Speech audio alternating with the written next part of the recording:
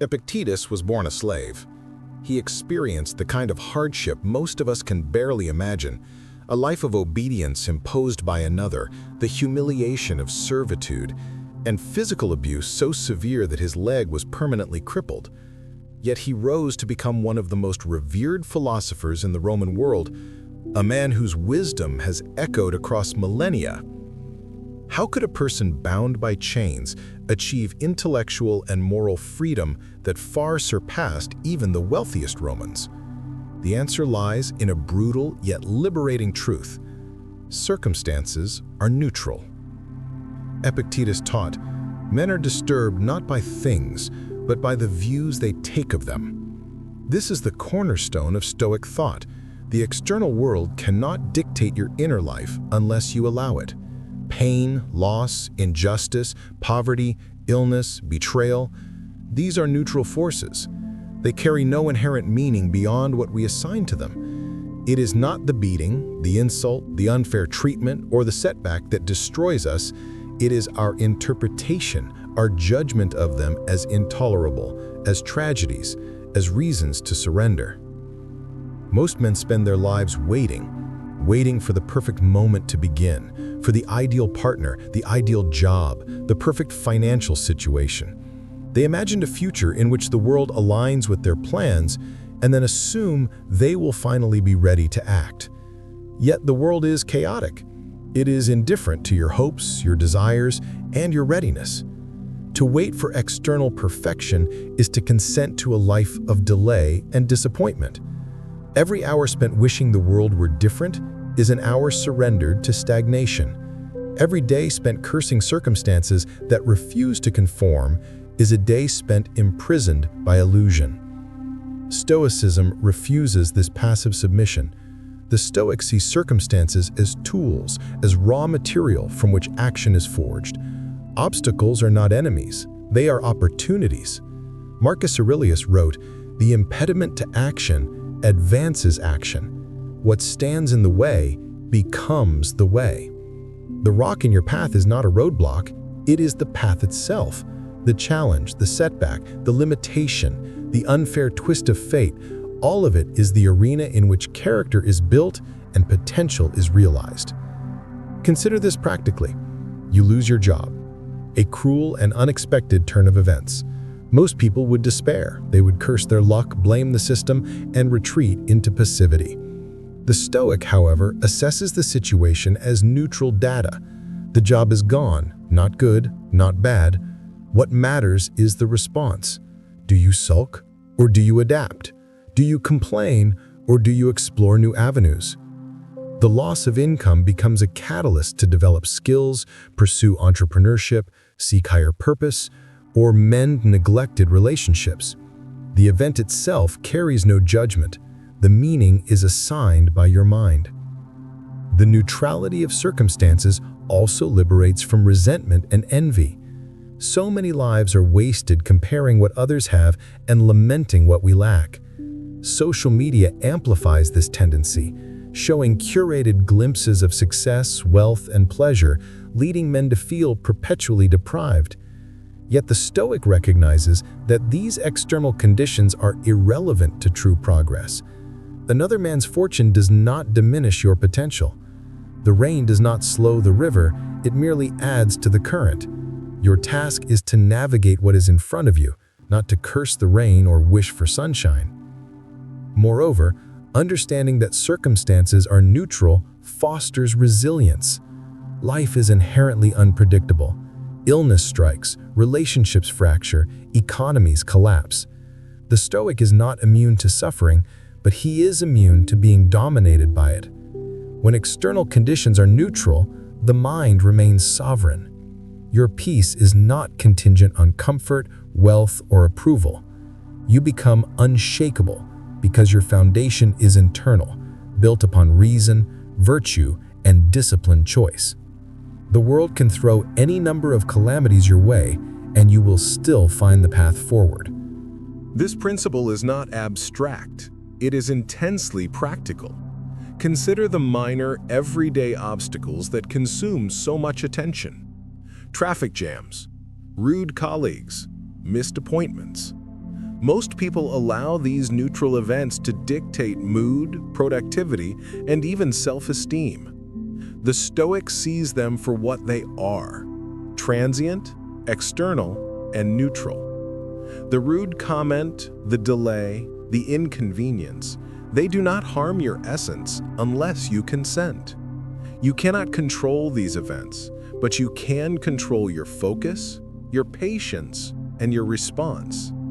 The difference is the difference between a life spent in perpetual agitation and a life spent building mastery over your inner world. Epictetus's own life offers the ultimate lesson. Born into slavery, denied freedom of movement, and physically abused, he did not waste energy on resentment. He did not dwell on the injustice of his condition. Instead, he turned his circumstances into a proving ground for philosophy. Every hardship became a classroom. Every limitation became a teacher. Through his disciplined perspective, he achieved intellectual and moral autonomy far beyond the reach of men born free. His body was enslaved, but his mind was sovereign. This is the essence of Stoic power. External neutrality does not impede internal excellence. The neutrality of circumstances also aligns with the idea of deliberate action. If the world is neither friend nor foe, every decision must be made deliberately, without reliance on comfort, favoritism, or convenience. Waiting for ideal conditions is a form of surrender. Acting despite imperfect circumstances is the expression of agency. To embrace neutrality is to embrace freedom, the freedom to choose how to engage with whatever life presents. It is to recognize that limitations are not chains, but the canvas on which mastery is painted. We see this principle echoed in the lives of extraordinary individuals across history. Consider Helen Keller. Deaf and blind from a young age, yet she mastered language, became a writer and activist, and inspired millions. Or consider Nelson Mandela, imprisoned for 27 years, yet emerged to lead a nation. In each case, the external world presented formidable, seemingly insurmountable obstacles. Yet the individuals did not grant these circumstances inherent power over their lives. They treated them as neutral conditions to be navigated with discipline, courage, and creativity. Their greatness was born not from perfect conditions, but from the disciplined exercise of agency within the conditions they faced. Neutrality does not mean passivity or resignation. It does not mean pretending hardship does not exist or that suffering is irrelevant. Stoicism is not denial, it is perception. The world will impose limits, inflict pain, and challenge expectations. Yet these forces are neither inherently good nor bad. They are events. The judgment is yours. If you perceive them as punishments, you are enslaved to external tyranny. If you perceive them as opportunities to act, to learn, to strengthen, you become sovereign. Your circumstances become neither a cage nor a crutch. They become the medium through which excellence is expressed. It is also essential to recognize that neutrality extends to outcomes, not just obstacles. Success, recognition, and reward are external events, neutral in themselves. They should never be the measure of self-worth, purpose, or fulfillment. Acting virtuously, diligently, and with purpose is within your control. The results are not. By internalizing this, the Stoic avoids the emotional turbulence that accompanies dependence on external validation. Your time, energy, and attention are spent on action, not on fretting over recognition or approval. The world may not respond, may not reward, may not acknowledge, but the value of your effort is inherent in the act itself.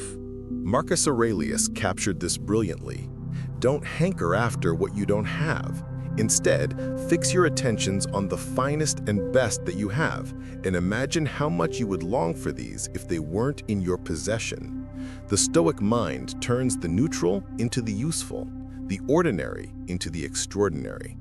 Circumstances are tools, and skillful use of them is what separates the passive from the empowered. The storm may rage, the flood may rise, the slope may steepen, but your ability to navigate, adapt, and persist transforms neutral events into catalysts for mastery.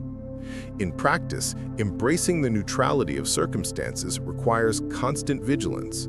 It demands awareness of your own judgments, the discipline to pause before assigning meaning, and the courage to act despite discomfort or uncertainty.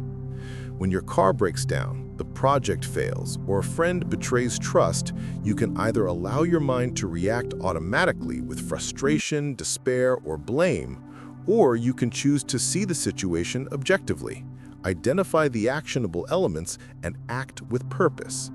Each choice reinforces sovereignty, builds resilience, and reaffirms the principle that your life is yours to shape, regardless of external noise. In conclusion, the Stoic truth that your circumstances are neutral is simultaneously liberating and challenging. It liberates because it removes the power of the world to dictate your inner life. It challenges because it forces you to confront the reality that your freedom, your progress, and your fulfillment are entirely dependent on your own perception and action. Life will not present perfect conditions, and it will not reward inaction or complaint. The only power you have is over your mind and your choices. The world provides obstacles, limitations, and randomness, but these are neither enemies nor allies. They are neutral. What matters is your judgment, your action, and your mastery of self. To live fully within this principle is to reclaim time, energy, and purpose. Each hardship becomes a lesson, each limitation a platform for growth. You cannot control the wind, the storm, or the earthquake, but you can build your shelter. You can steer your ship. You can endure and flourish. The Stoic sees every challenge as an opportunity to exercise virtue, to cultivate resilience, and to honor the precious time allotted. Your circumstances are not prisons, they are classrooms. The neutrality of events is the key that unlocks freedom, focus, and mastery. Master your perception, embrace the neutral, and you will find that no obstacle, no injustice, no hardship can dictate the course of a life lived with intention, purpose, and excellence.